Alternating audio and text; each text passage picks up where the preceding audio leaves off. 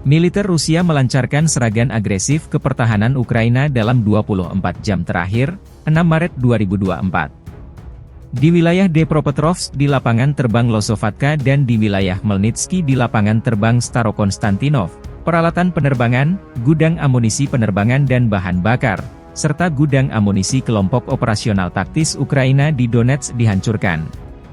Musuh terus-menerus menderita kerugian besar di arah Avdiivka. Kerugian angkatan bersenjata Ukraina dalam sehari berjumlah 460 unit personel, sementara pasukan kita, sebagai hasil dari tindakan terkoordinasi, menduduki garis dan posisi yang lebih menguntungkan. Demikian pernyataan resmi Kementerian Pertahanan Rusia. Tank Abrams ketiga kiriman Amerika Serikat juga dihancurkan di sini. Awak tank T-72 menihilkan Abrams di tembakan pertama, tambah Kementerian Pertahanan Rusia. 2 howitzer M119 Amerika dan satu lagi kendaraan tempur HIMARS MLRS, serta stasiun radar kontrabateraian TPK-50 juga dihancurkan.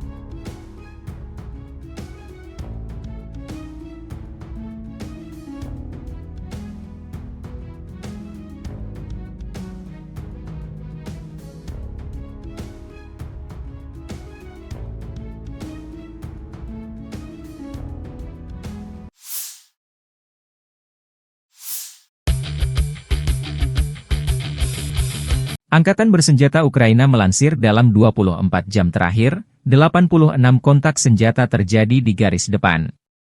Ukraina mencatat Rusia melancarkan 4 serangan rudal dan 106 serangan udara, 154 serangan dari sistem salvo roket. Sementara militer Ukraina dalam sehari terakhir menyerang 11 area konsentrasi personel prajurit Rusia. Unit pasukan rudal merusak 2 titik kendali, 1 area konsentrasi personel, senjata dan peralatan militer, 1 gudang amunisi, 1 kompleks rudal anti-pesawat Buk, M1 dan 1 kompleks radar intelijen dan pengendalian tembakan Zoopark, 1 Rusia. Staf Umum Angkatan Bersenjata Ukraina pada 6 Maret melansir, militer Rusia total kehilangan 420.270 tentara di Ukraina sejak awal invasi besar-besaran 24 Februari 2022. Jumlah ini termasuk 1.250 korban yang diderita pasukan Rusia dalam sehari terakhir.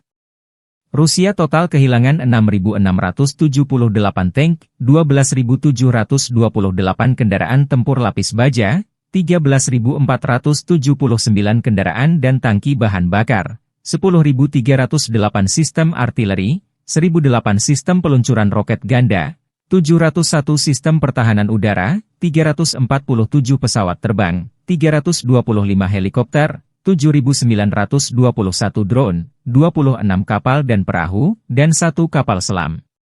Terpisah, Presiden Ukraina Volodymyr Zelensky merespon positif putusan Pengadilan Kriminal Internasional, ICC, yang mengeluarkan surat perintah penangkapan terhadap 2 komandan militer Rusia karena melakukan serangan terhadap infrastruktur listrik Ukraina selama musim dingin tahun 2022 hingga 2023. Pengadilan Internasional mengumumkan putusannya ini 5 Maret. Letnan Jenderal Sergei Kobylash dan Laksamana Viktor Sokolov, masing-masing diduga bertanggung jawab atas sejumlah kejahatan perang, termasuk mengarahkan serangan terhadap sasaran sipil, kata pengadilan. Kobylash dicurigai karena perannya sebagai komandan penerbangan jarak jauh Angkatan Dirgantara, sedangkan Sokolov dicurigai karena posisinya sebagai komandan Armada Laut Hitam, menurut pengadilan yang bermarkas di Den Haag. Saya berterima kasih atas putusan Pengadilan Kriminal Internasional ini. Kejahatan perang Rusia akan dimintai pertanggungjawaban, tidak ada keraguan tentang hal itu, kata Zelensky dalam pernyataan resminya 6 Maret. Усій команді Міжнародного кримінального суду та нашій українській команді, що працює заради відновлення справедливості, усім слідчим, які розслідують російські злочини війни, усім експертам, які допомагають Генеральному прокурору та його офісу та усім правоохоронцям України.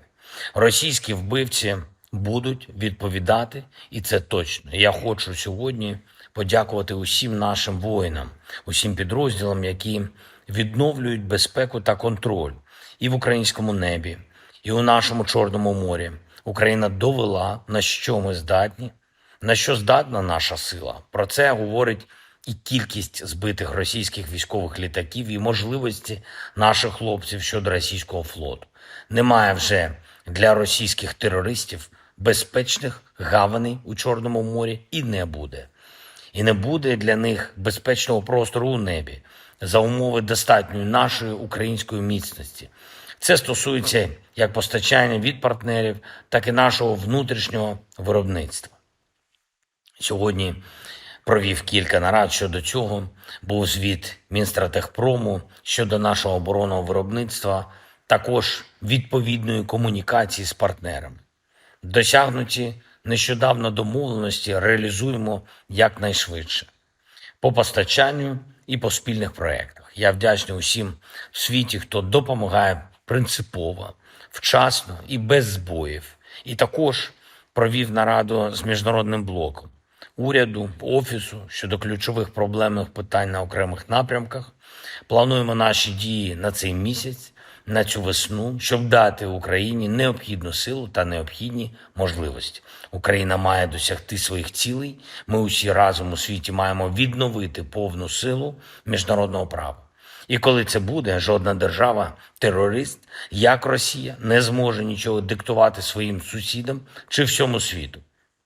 Я дякую всім, хто допомагає Україні, дякую всім, хто б'ється і працює заради нашої держави і людей. Слава Україні! Download Tribun X sekarang, menghadirkan lokal menjadi Indonesia.